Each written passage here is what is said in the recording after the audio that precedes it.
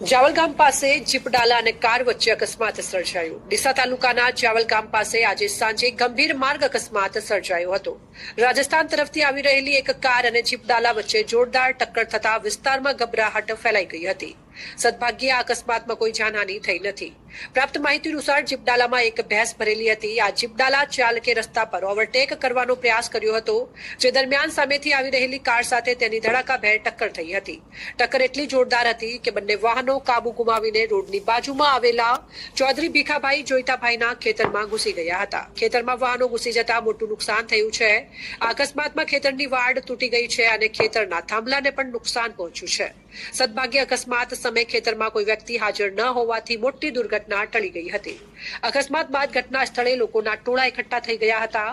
પોલીસને તાત્કાલિક જાણ કરવામાં આવતા તેઓ સ્થળ પર પહોંચ્યા હતા અને જરૂરી કાર્યવાહી હાથ ધરી હતી। અકસ્માતમાં વાહનોને મોટું નુકસાન થયું છે, પરંતુ તમામ મુસાફરો અને જીપડાલામાં ભરેલી ભેંસ સુરક્ષિત હોવાનું જાણવા મળ્યું છે, જેનાથી તંત્ર અને સ્થાનિક લોકોએ રાહતનો શ્વાસ લીધો છે। સ્થાનિક લોકોની માંગ છે કે ઓવરટેક કરતી વખતે બેફામ રીતે વાહન ચલાવતા ડ્રાઈવરો સામે કડક પગલાં લેવામાં આવે, જેથી ભવિષ્યમાં આવા અકસ્માતોને અટકાવી શકાય।